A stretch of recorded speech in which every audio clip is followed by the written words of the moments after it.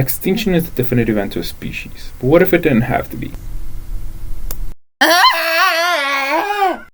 Science has come a long way from the Stone Age, and we might finally be able to bring back some of those extinct species. By extracting DNA from preserved samples of those lost creatures, we are able to gain what we need for study. By using the DNA from the samples they gathered and studying them, scientists would be able to see what can and can't be used for crossbreeding. The study would let us see what creatures are most compatible. For example, a mammoth might be able to be brought back using modern elephants, but a modern elephant wouldn't be able to be used to bring back a brachiosaurus. Once the study has been done, then the experimentation with live subjects can begin, and this would entail implanting and impregnating a live animal. Once the impregnation has been complete, then the animal would carry the new species to term.